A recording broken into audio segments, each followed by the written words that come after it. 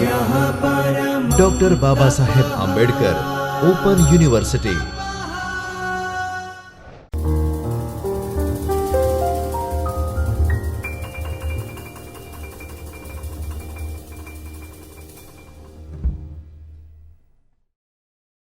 नमस्कार।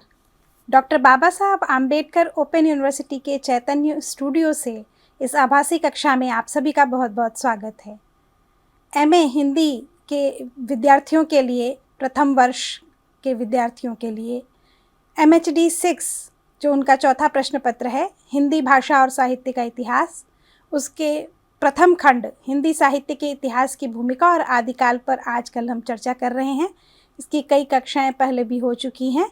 आज हम उसकी चौथी इकाई रासो काव्य एवं लौकिक साहित्य पर चर्चा करेंगे।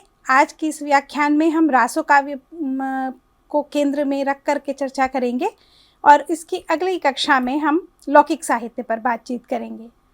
तो मित्रों, आइए हम आरंभ करते हैं। आज के व्याख्यान का उद्देश्य है रासो साहित्य की पृष्ठभूमि को जानना, रासो साहित्य के रासो काव्य के रचना विधान को समझना और रासो साहित्य की वीरगाथात्मक प्रवृत्ति पर विचार करना।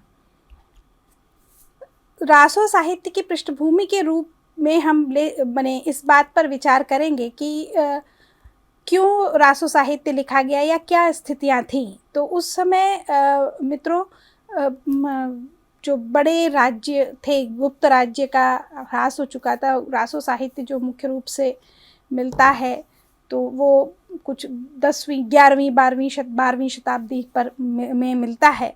इसमें काफ़ी राजनीतिक अस्थिरता थी। बाहर से मुस्लिम साम्राज्य स्थापित हो रहा था, मुस्लिम राज्य, और छोटे छोटे हिंदू राज्य भी बने हुए थे। तो उनमें भी आपस में काफ़ी संघर्ष होता रहता था। तो ऐसी स्थिति में छोटे छोटे राज्य और उनके जो स्वामी होते थे वो मुख्य रूप से युद्ध में लिप्त होते थे, ज़्यादा युद्ध में जाया करते थे। इसलिए उनकी अभिरुचियाँ, बाकी जो सांस्कृतिक अभिरुचियाँ जो शांति के समय में जिनका पल्लवन संभव हो पाता है, जैसा कि गुप्त राज्य में हुआ था, तो वैसा उनके साथ नहीं हो पाता था। तो जो राजा या सामंत जो होते थे, उनके वो बहुत अधिक पढ़े लिखे या बहुत अभिजात्य रुचि वाले नहीं हो पाते थे।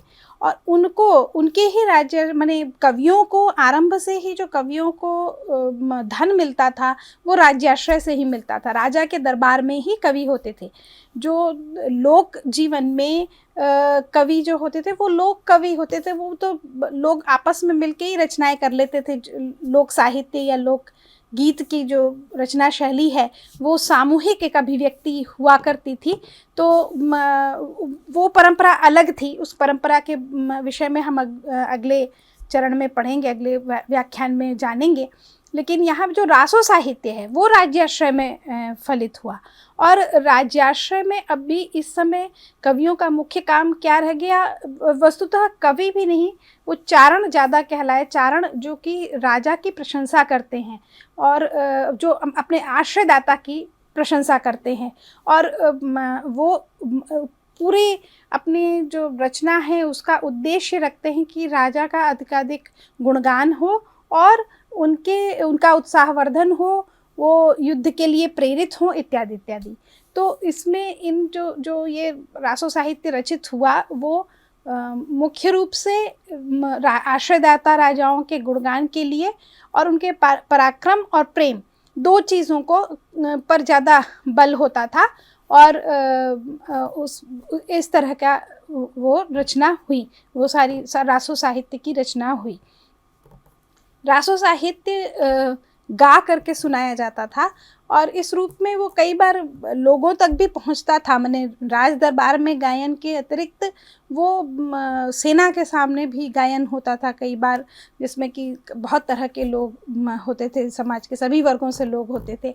या कभी कभी मुख्य बाजार इत्यादि में भी संभवतः इसका गायन होता रहा होगा, ऐसा लगता है।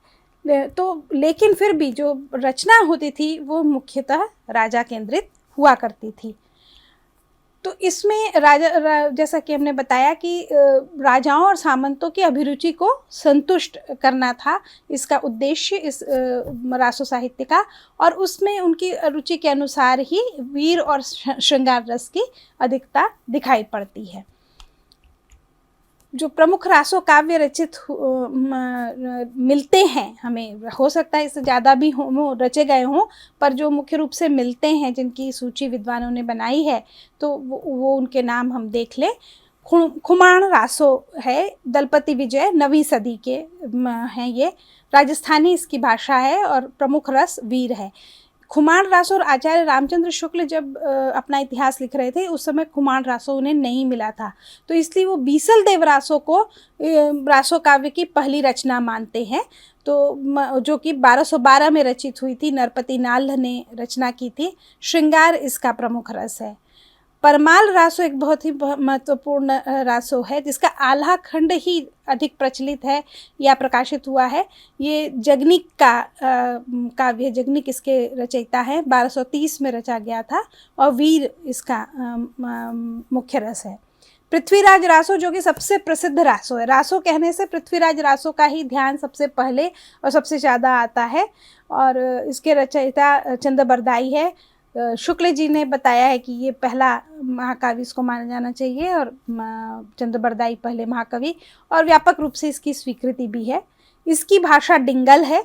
डिंगल भाषा के विषय में हम थोड़ा सा आगे भी जानेंगे। डिंगल जो है मुख्य रूप से जो परुष वर्णों की, जैसे जिसमें ओज पूर्ण वर्ण हो, थोड़ा उच्चारण करने में जिन कठिनता होती है तो उससे थोड़ा ओज अधिक आता है, तो ऐसी की रचना की है, ऐसे वर्णों का प्रयोग इसमें ज़्यादा मिलता है, तो इसलिए इसको ये डिंगल भाषा कही गई है।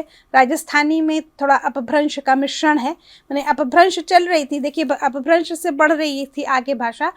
इसके पहले जो हम लोगों ने पढ़ा था जैन नाथ और सिद्ध साहित्य, उसमें काफ़ी वो अपभ्रंश की रचनाएं लगती हैं, उसमें कम हिंदी कम समझ में आती है, और फिर अब ये हिंदी की ओर और आगे बढ़ रही थी, लेकिन तब भी अपभ्रंश का योग तो था ही। इसमें वीर और श्रृंगार 2 महत्वपूर्ण रस हैं। फिर जयचंद प्रकाश एक रासो मिला है केदार भट्ट का, 1224 में लिखा हुआ। जय मयंक जस चंद्रिका नाम का एक रासो है, मधुकर भट्ट इसके रचयिता हैं, 1243 ईस्वी का है। हमीर रासो शारंग देव का ये नाम मिलता है, इसका बहुत प्रति उपलब्ध, संपूर्ण प्रति उपलब्ध नहीं हो पाई है, कुछ कुछ अंश यहाँ वहाँ मिलता है, तो उसके आधार पर ये माना गया है कि हमीर रासो एक शारंग देव द्वारा रचित था, लेकिन ये पूरा का पूरा मिलता नहीं है। विजय पाल रासो है, वो नल्ह सिंह उसके रचयिता हैं, और रणमल छंद श्रीधर नाम के कवि का मिलता है, 1454, ये शायद सबसे आखिरी रासो होगा जिसकी भाषा डिंगल है। तो ये प्रमुख जो रासो मिले हैं अभी तक, या जिनके बारे में हम कुछ जानते हैं, उसकी सूची यहाँ पर दी है। जो इसके विषय में जो हमने अभी थोड़ा चर्चा कर भी दी कि आचार्य रामचंद्र शुक्ल ने पृथ्वीराज रासो को हिंदी का पहला महाकाव्य स्वीकार किया है और चंद्रबरदाई को पहला महाकवि। उसके पहले जो रासो हैं, खुमाण रासो तो मिला ही नहीं था, और ये बीसल देव रासो को वो उस तरह से उतना पूर्णता उसमें नहीं पाते हैं, उसमें केवल श्रृंगार का वर्णन है, और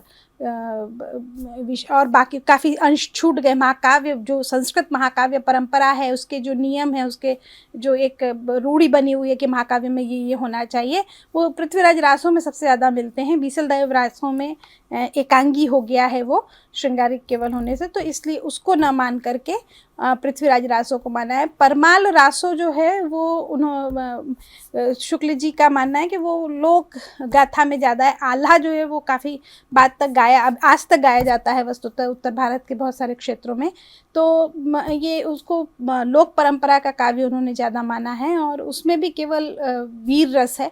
पृथ्वीराज रासो ही है जिसमें कि वीर और श्रृंगार दोनों मिलते हैं, और संस्कृत महाकाव्यों ने जो मानक तय किए थे कि महाकाव्य में ये होना चाहिए, वो लगभग सभी अंग इसमें उपलब्ध होते हैं। इस वजह से इसको आचार्य रामचंद्र शुक्ल ने पहला महाकाव्य माना है। पृथ्वीराज रासो में 68 छंदों का प्रयोग है। छंदों की का वैविध्य है। हजारी प्रसाद द्विवेदी जी ने कहा कि ये छंदों का कोश है एक तरह से, सभी तरह के छंद इसमें मिलते हैं, जिसमें कि ये अपभ्रंश के जो छंद है वो भी मिलते हैं, और कुछ जो नए छंद जो हिंदी के हिसाब से या उस समय की भाषा के हिसाब से जो आविष्कृत हुए वो छंद भी मिलते हैं, लोक छंद भी मिलते हैं। प्रामाणिकता का प्रश्न एक पृथ्वीराज रासो के साथ बड़ा जुड़ा रहा है, जो कि सबसे पहले शुक्ल जी, आचार्य शुक्ल ने ही उठाया था, कि इसमें जो पृथ्वीराज रासो, पृथ्वीराज जो ये नाम है, पृथ्वीराज चौहान, ये ऐतिहासिक व्यक्ति है, लेकिन जो रासो की कथा है उसमें जो वर्णन है, जो सारे वर्णन आते हैं युद्धों के वर्णन, वो ऐतिहासिक दृष्टि से प्रमाणित नहीं होते हैं। मतलब उनमें काल का व्यतिक्रम है, माने जो घटना या जो युद्ध पहले हुआ था वो बाद में बताया गया है, जो बाद में हुआ था वो पहले बताया गया, कुछ इस प्रकार का। फिर कुछ लोगों के नाम आते हैं जिनका समय मिलता नहीं है, ऐतिहासिक दृष्टि से देखे जाए तो पृथ्वीराज और उन व्यक्तियों के नाम, उन समय में अंतर दिखाई पड़ता है ऐतिहासिकता में, ऐतिहासिक दृष्टि से। तो इसलिए इसको कहा कि अप्रामाणिक है। लेकिन वस्तुतः सोचा जाए तो ये काव्य है, इतिहास ग्रंथ नहीं है। तो हम जब काव्य की बात करते हैं तो काव्य के कथानक की प्रामाणिकता अप्रामाणिकता का प्रश्न नहीं उठता, वो अंततः कवि की रचना है। तो अगर उसमें कुछ ऐतिहासिकता आती है, ऐतिहासिक तथ्य आते हैं तो आते हैं, अच्छी बात है, लेकिन हमको उसको इतिहास ग्रंथ की तरह से हम कभी उसको नहीं ले सकते। अंततः वो है काव्य रचना।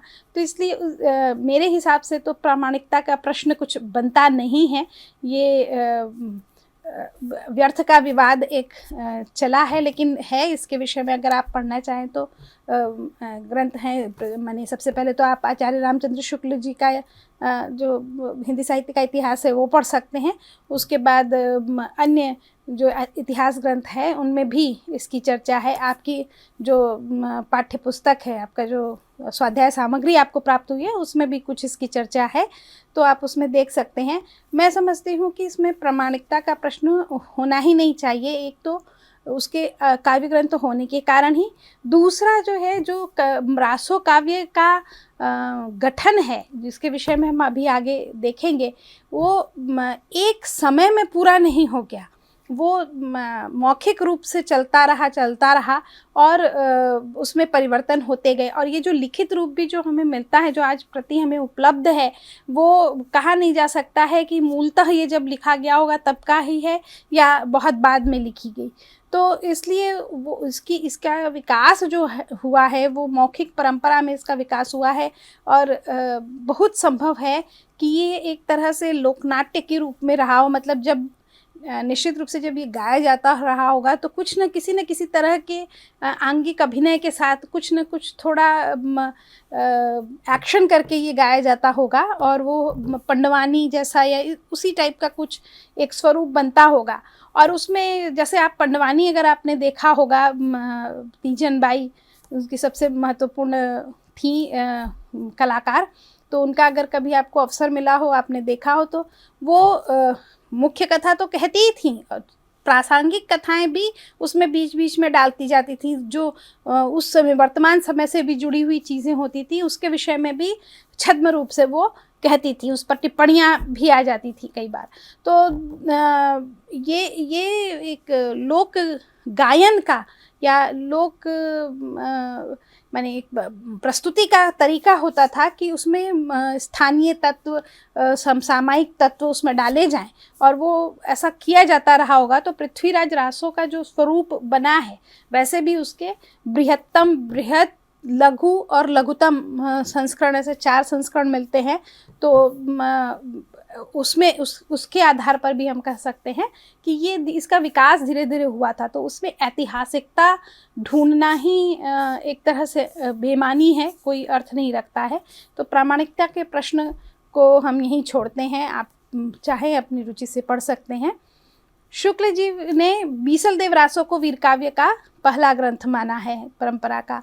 तो ये मैंने बताया कि चूँकि उस समय उनको खुमान रासो नहीं मिला था, उनको बाद के और भी ग्रंथ जो बाद का मैंने नाम लिया वो भी जो है प्राप्त नहीं हुआ था। उनको मुख्य रूप से बीसलदेव रासो, पृथ्वीराज रासो और परमाल रासो, इन्हीं 3 के विषय में उनको विशेष रूप से मालूम हुआ था, और कुछ छुटपुट मालूम हुआ हो सकता है, लेकिन मुख्य रूप से यही 3 ग्रंथ वो जानते थे रासों के रूप में।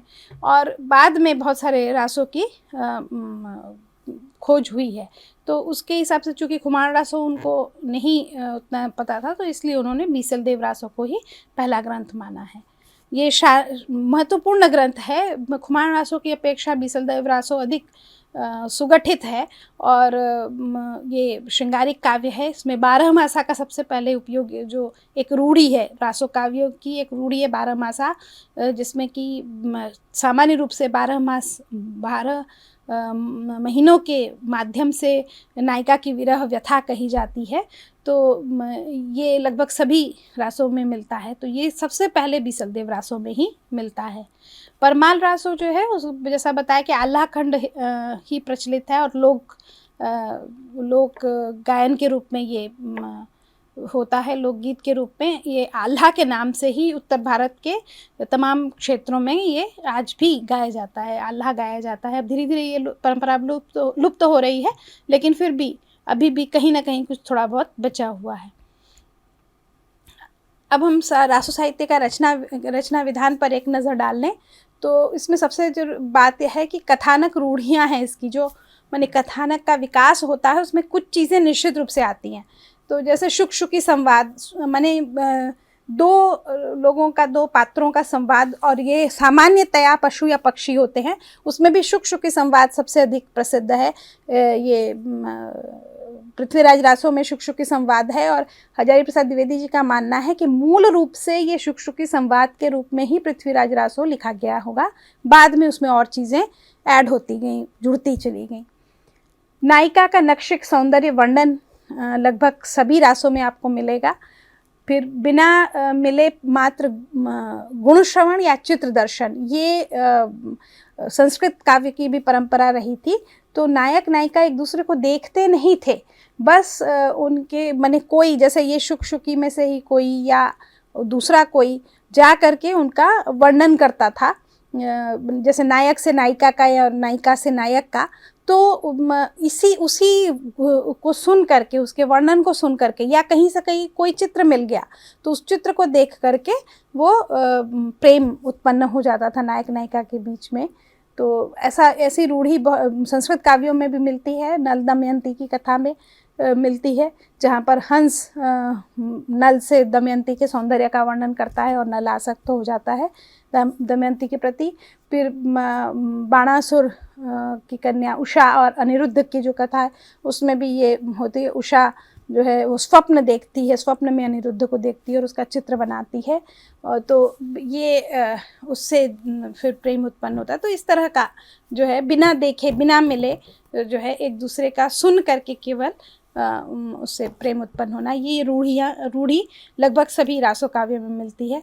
फिर नायक द्वारा नायिका का हरण ये दिखाया जाता है। पृथ्वीराज रासों में 2 बार संयोगिता हरण और एक और अपनी जो बाद में उसकी पत्नी बनती है, अपनी प्रेयसी को, वो पद्मिनी संभवतः, उसको वो हर के लाता है।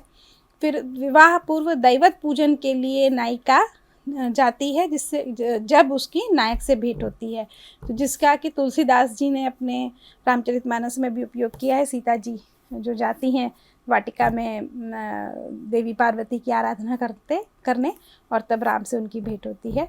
और वैसे ही इसमें भी है, पद्मावत में भी संभवतः है कि वो पूजा के लिए जाती है, तब पहली बार देखती है राजा को, तो इस तनसेन को। तो ये इस तरह से ये एक परंपरा जो है वो काफ़ी लंबे समय तक चली, और रासो काव्य में ये परंपरा, ये कथा रूढ़ी दिखती है। फिर षड ऋतु संभोग श्रृंगार का वर्णन दिखाई पड़ता है, माने 6 ऋतुओं के माध्यम से 6 ऋतुओं के विलास का वर्णन है। हम कालिदास के ऋतु संहार को ले सकते हैं, जिसमें कि एक हर ऋतु के लिए का वर्णन है, बहुत ही सरस मनोरम और श्रृंगारिक वर्णन भी मिलता है। संभवतः वहीं से ये परंपरा रासो साहित्य में भी आई है, जिसमें कि 6 ऋतुओं का वर्णन होता है, उसकी शोभा का, उनकी शोभा का वर्णन होता है, और साथ में संभोग श्रृंगार के रूप में माने उद्दीप्त करने वाले उद्दीपन विभाव के रूप में उनका वर्णन होता है।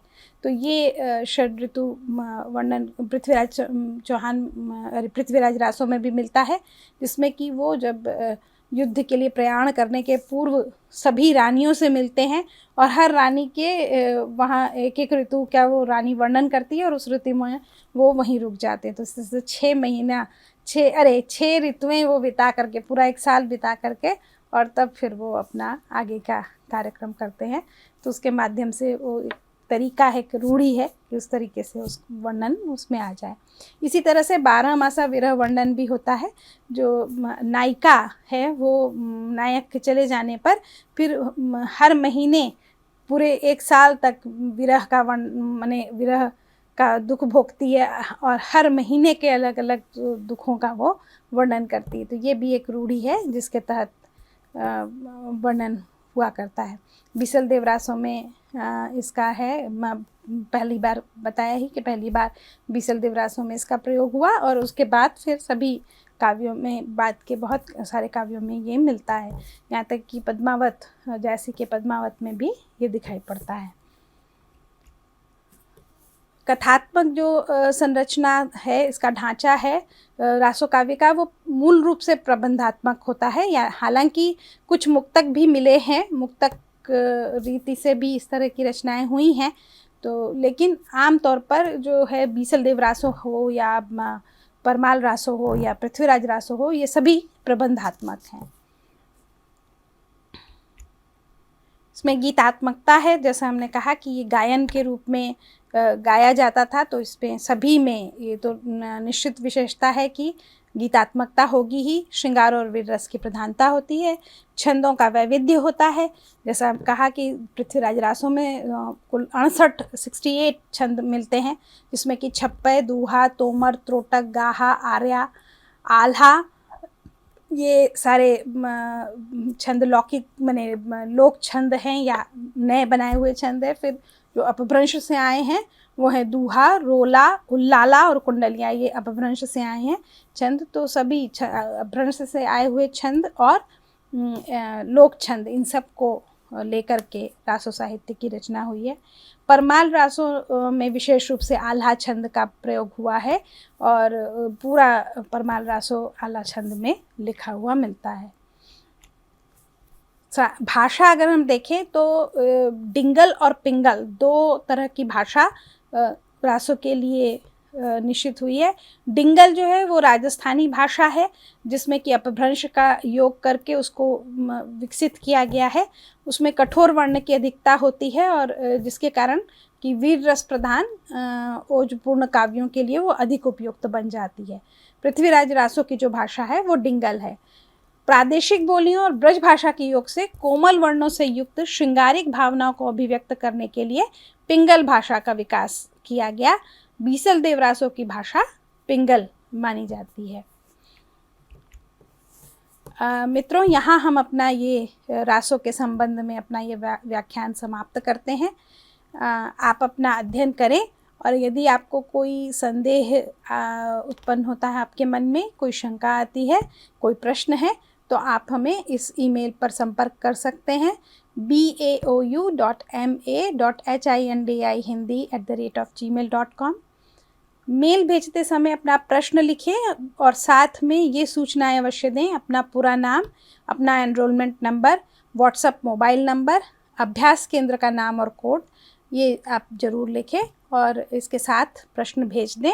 तो अगर जब भी माने आपका प्रश्न आएगा तो हम, हो सकता है 1-2 दिन लगे, लेकिन हम उसका उत्तर अवश्य भेजेंगे। तो मित्रों, अपना अध्ययन आरंभ कीजिए। शुभकामनाएं। नमस्कार। स्वाध्यायः परमं